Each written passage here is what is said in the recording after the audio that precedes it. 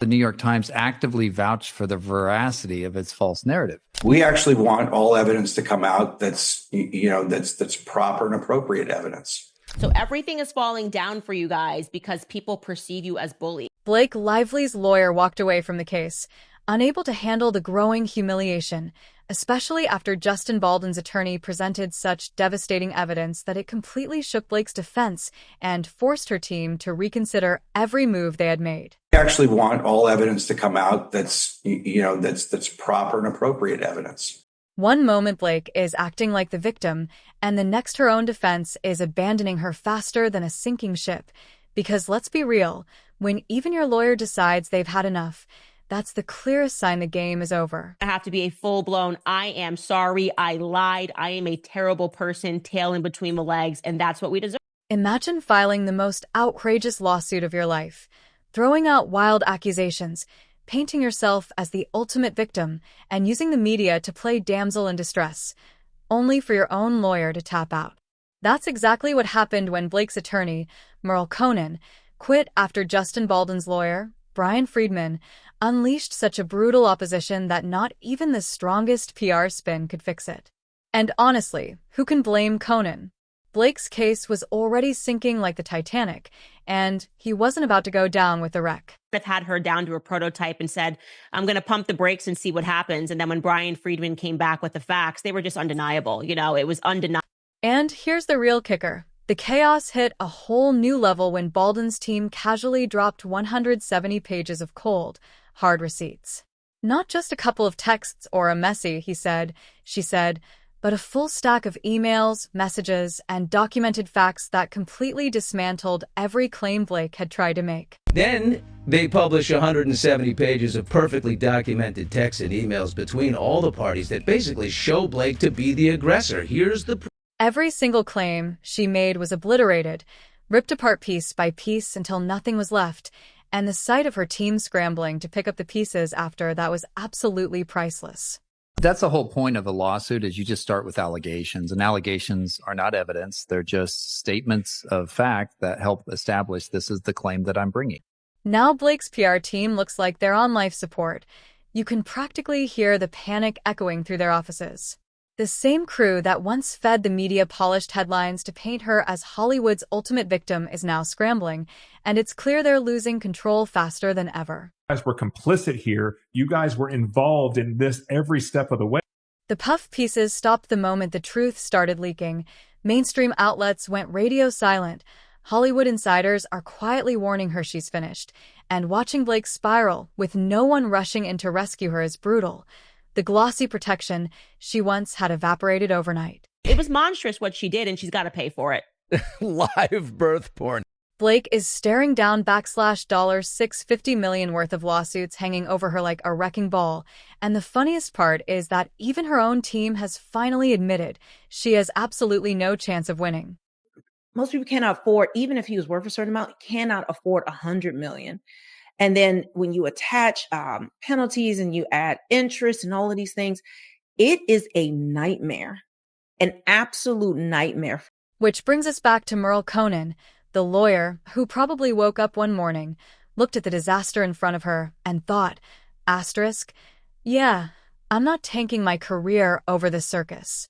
Asterisk, and honestly, who could blame her? From day one, this lawsuit wasn't built on facts. It was built on nothing more than smoke and mirrors. I knew a bit about her. I knew how she grew up. I knew that she kind of was one of these people. What tends to be the case is that when you grow up with everything, you create things out of nothing because you're looking for struggle in your life and you're used to getting whatever it is that you.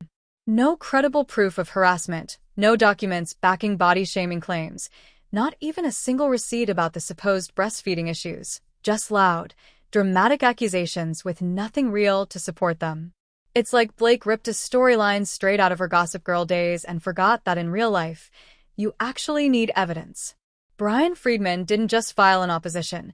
He buried her entire case under a mountain of hard legal facts, exposing how Blake's team wasn't leaning on proof at all, but on PR spin, media headlines, and a desperate sob story. I looked through every document, every email, every text message. And when the other side came swinging with undeniable facts, Blake's lawyer saw the writing on the wall. Quitting was the only way to save herself before going down with a wreck. But here's the real juicy part. Blake's PR team actually thought they could pull off the ultimate magic trick. This filing is pure comedy and insanity. It literally contradicts itself, and it's not even admissible because of certain things that are in there. Remember that infamous December 2024 New York Times article? Yeah, Blake's PR team pushed that piece like their entire careers were on the line, using it to cast Baldoni as the villain while she played Hollywood's favorite victim card. But fast forward, and that strategy aged like milk. Baldwin's team ripped the whole narrative apart, proving the media had been spoon-fed Blake's version without bothering to fact-check a single thing. And it really was quite horrific because you just go, what kind of a monster even goes through with this CRD filing? Like, they're basically bullying him again in the law. Now, the very PR team that once thought they had the upper hand is trapped in full-blown panic mode. And if you thought they were just spin doctors working behind the scenes, think again, because Blake's image maker, PR manager Leslie Sloan, has actually been named in Baldwin's massive $400 million lawsuit. So Justin Baldoni is suing him, Blake Lively, and their PR person, Leslie Sloan, for $400 million. The very team Blake hired to protect her image has now turned into a legal liability. Seriously, how badly do you have to fumble for your PR crew to end up dragged into the lawsuit too? And it only gets worse. With Discovery in full swing, their dirty laundry is hanging by a thread. Confidential texts, shady backroom deals, and all those carefully scripted media campaigns are just waiting to be exposed. Baldwin's team isn't pulling punches anymore. They're dropping receipts left and right, and the harder Blake's camp tries to contain the fallout, the bigger the explosion gets. So she's a narcissist, like an actual diagnosed narcissist. What's hilarious is how Blake's team wasted all their energy trying to control the media narrative, acting like they were untouchable. But here's the truth. Courts don't care about PR spins. They care about cold, hard evidence. And Blake's got none. Her lawyer knows it, her PR team knows it, Hollywood knows it, and the public definitely knows it. Now, all that's left is Blake standing there, watching every piece of her fabricated story crumble right in front of her. I don't believe Blake Lively is that, but again, you can clearly see, in my opinion, the narcissism at bare minimum that's going on. And can we just take a moment to acknowledge how literally everyone is trying to knock some sense into Blake? Her lawyer bailed. The media's gone silent.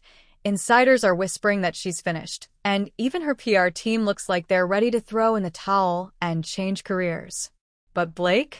She's still out here acting like she's got a real shot. At this point, the only person who believes Blake can win is Blake herself. Yeah. And again, at the same time, Nathan assembled a team that could dominate social media through full social account takedowns by starting threads of theories and Hold that thought.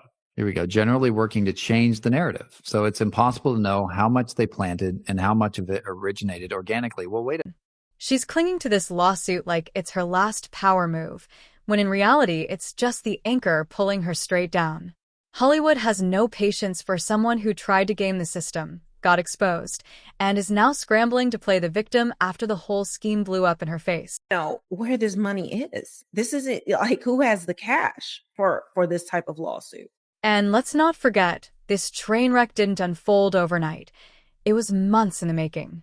Blake's team spent endless time manipulating the media, pulling desperate PR stunts, and leaning on terrible legal strategy. But the moment Brian Friedman dropped the receipts, the entire house of cards came crashing down. Every uncomfortable moment we felt like, well, now they could do the same thing. You know, but Right. Brian Friedman could say, here, exactly. Okay, you want to do a settlement? Here it is. We're going to write, you are sick people who tried to take over my movie and crush a little peanut like me just because I'm a man bun wearing, soft, beautiful soul. Blake Lively really thought she had the media wrapped around her perfectly manicured finger, and for a moment, it actually worked. That flashy New York Times piece titled, "We Can Bury Anyone," had her floating, convinced she was untouchable, as it practically worshipped her and treated every wild accusation against Justin Baldoni like gospel truth. But too bad for Blake. That fairy tale collapsed just as fast as it started. Outraged, essentially, over us bullying you. That doesn't make you look good on paper. It doesn't make you look good in the court of public opinion. It makes you look like what you actually are, which are a bunch of bullies who think can get away with everything. Because Brian Friedman didn't come to play. His legal response didn't just poke holes in that New York Times article. It shredded it completely. He straight up accused the Times of violating fair report privilege, which basically means they stopped reporting and started promoting Blake's fake story. Instead of writing, Blake Lively alleges XYZ, they packaged it like they'd done serious investigative work confirming her nonsense. The problem? They had zero proof. Friedman called them out for dressing up Blake's lies as facts, and honestly, that's pure poetic justice. To replace what his name is, Brian Tyler, the composer on the movie. Well, Taylor Swift is not going to give you this unless we get what we want. She wants this credit. She wants this credit. She wants her. And now the media is in full scramble mode, terrified they'll be the next dragged into this legal storm. Judge Lyman even hinted at tossing the New York Times out of the case altogether, basically signaling their so-called journalistic masterpiece was nothing but trash. The Times was supposed to be Blake's safety net, her PR weapon, her ace card, but now it's dangling by a thread, just one ruling away from collapsing and leaving her completely exposed. No glossy headlines, no puff pieces, just the cold, brutal reality of the courtroom. A lot of factual determinations that need to be made here, not legal determinations. And because there's factual determinations, you got to leave it to the jury. You got to give a jury the property. Yeah, exactly. And so they're just saying, look, just let the facts decide. And the trier of fact in any case is going to be the jury. Unless it's a bench trial, then it's a judge. But this is not. This is a jury. Even Lady C and half of Hollywood's critics have stopped pretending, openly dragging Blake and the Times for stomping all over journalistic ethics. Running a PR machine is one thing, but turning one of the world's most powerful newspapers into a weapon to push a fake victim narrative? That's a whole new level of messy. Making a factual assertion that these people did something, seizing on it and amplifying it. And Lady C didn't mince words. She flat out called the whole media circus Blake's personal propaganda machine. But with Friedman's bombshell tearing apart the Times' role, that media shield is gone for good. Blake thought she could bury Baldoni, but in the end, all she managed to do was bury herself. There's 5 other claims. He's got extortion, he's got false light, and everything immediately falls apart there. But I'm saying even that was ill-advisable. I would not have said, quote unquote, hurt feelings and saying, like, they're basically bullying him again in the law. But wait, it actually gets worse. Just when it seemed like Blake's legal team couldn't possibly fumble any harder, her new lawyer went ahead and casually threw her under the bus. In official court filings, they admitted that Blake Lively is struggling with profound mental health issues. Blake Lively fears profound mental health issues are at risk of being leaked amid Justin Baldoni legal. Yeah, you heard that right. Her own defense basically let the cat out of the bag. Instead of mounting a strong case, they've practically gone and diagnosed her in public. And honestly, at this point, no one's even surprised. It's just almost unbelievable that her lawyer would file this. I don't understand why he would put this out there. It's just very bizarre. There's a lot of things that he could have talked about. So now Blake's team is scrambling, begging the court for an attorney's eyes-only protective order.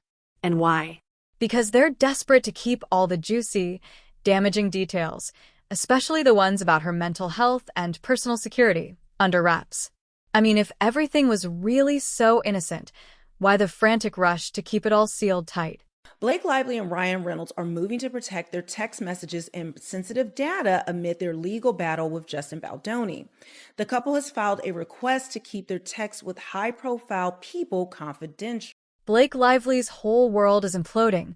Her lawyer bailed after Justin Baldoni's team dropped a brutal 170-page stack of receipts that shredded every claim she'd made, and suddenly her once-slick PR machine is on life support. The New York Times piece they leaned on is being ripped apart. Media outlets are terrified of getting dragged in, and insiders plus critics are calling out the ethical train wreck. Her PR chief, Leslie Sloan, is even named in a $400 million suit Discovery threatens to spill. Confidential texts and backroom plans, and her new lawyer effectively exposed her mental health issues in filings, prompting a desperate bid for an attorney's eyes-only protective order to keep the worst details sealed. In short, what started as a media-crafted victim narrative has been buried by hard legal facts. Her defense has admitted she's got no proof, and while everyone else is checked out or warned her, Blake alone keeps clinging to a sinking lawsuit that's doing nothing but dragging her down. But to reveal that your client has profound mental health issues is very alarming because, we all have mental health. It's giving Major Amber Heard energy. People are already speculating about narcissism, personality disorders, and straight-up manipulative behavior, and honestly, you don't need to be a psychologist to see the pattern. And now let me just say this. Having a mental health disorder does not excuse you in any way from what you're doing. And in fact, I personally believe that Ryan Reynolds is not only a narcissist, but I believe he is a psychopath. Blake's whole victim act reeks of someone spiraling, clinging to straws while her empire crumbles around her. And even Judge Lyman seems skeptical of these protective order requests, questioning whether they're really about safeguarding sensitive info or just a desperate attempt to hide the skeletons in her closet before discovery drags them all into the light. Is Blake Lively diagnosed with something that could actually affect this case and actually explain why she's the way she is? And when I say mental health, we're not talking about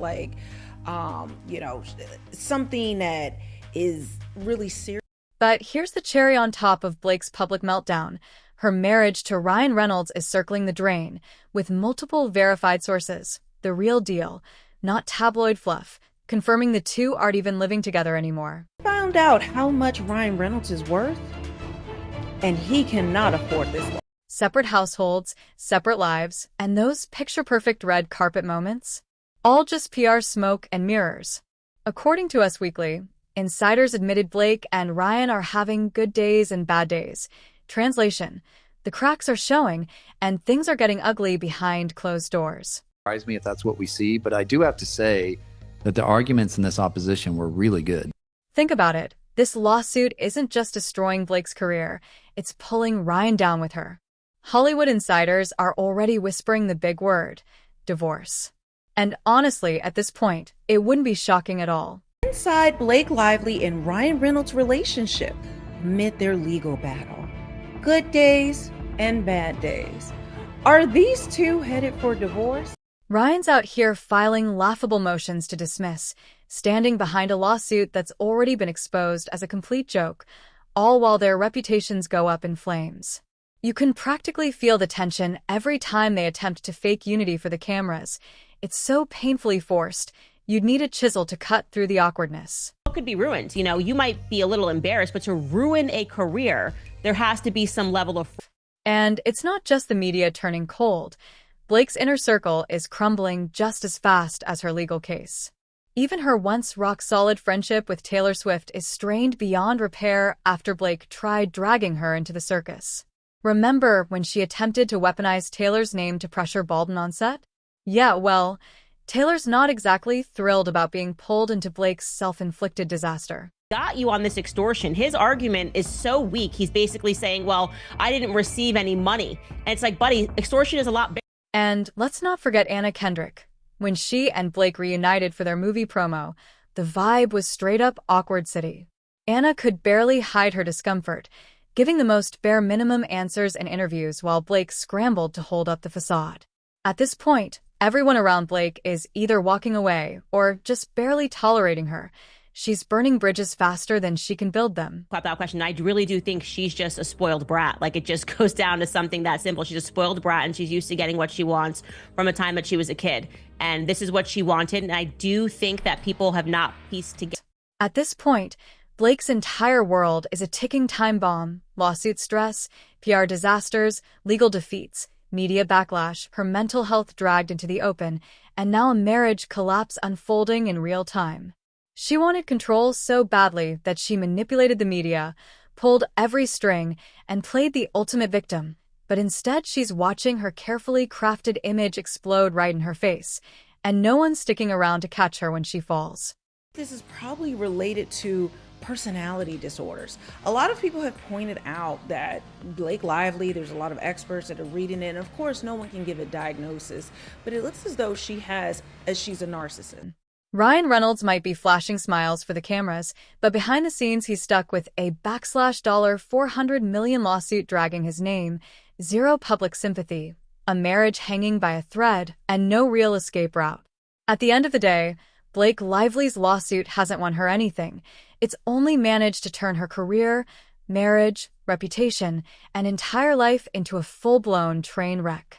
And the crash is only getting uglier. Going to be a lot stronger defamation claims against Ryan Reynolds. They're sweating bullets now, and not just from the humiliation, the lawyer walkouts, the media silence, or the crumbling marriage. The real nightmare is the money. Because if you thought the public fallout was brutal, wait until the financial wreckage lands. Justin Baldoni isn't messing around. He's hit them with a $400 million lawsuit. In terms of how you're presenting yourself to the public and who you are in private. And just when you think they might somehow handle it, guess what? There's another $250 million lawsuit aimed at the New York Times, which indirectly drags them in as well. That means a whopping $650 million is hanging over their heads like a financial nuke, on top of court fees, legal penalties, damages, and interest piling up like a catastrophic loan. This filing to dismiss is essentially him saying like, nah, boo-boo on the defamation claim, you can't touch me, because it's satire. Here's the real kicker. Ryan Reynolds and Blake Lively love flaunting their richest couple in Hollywood image, strutting around like they're swimming in billions. Reynolds is a billionaire or close to a billionaire, but according to several reports, he is not, and this all ties back into his soccer. But peek behind the curtain, and surprise, Ryan's net worth is only around $350 to $400 million, and Blake? Her career's been so stagnant it's practically on life support. Most of Ryan's wealth isn't even liquid, so that flashy billionaire couple image? Mostly smoke and mirrors. I personally believe that Ryan Reynolds is not only a narcissist, but I believe he is... It's all tied up in things like his Wrexham Football Club, which, by the way, isn't exactly pulling in Premier League level cash yet, and future Deadpool royalties. Translation: he doesn't have a $400 million check just sitting around. Blake, meanwhile, couldn't cover even a fraction of the damages if she sold every dress and handbag she's ever worn. Combined net worth of around $400 million may not be enough to sustain the club at this level. Their combined net worth is what Justin Baldoni is just suing Ryan. The cherry on top? Their PR machine worked overtime convincing everyone they were untouchable billionaires, cash flowing from every direction. But the deeper you dig, the clearer it gets. They cannot afford to lose this case. Between court fees, fines, legal costs, media damage control, and the irreversible hit to their image, it's a full-blown financial death spiral.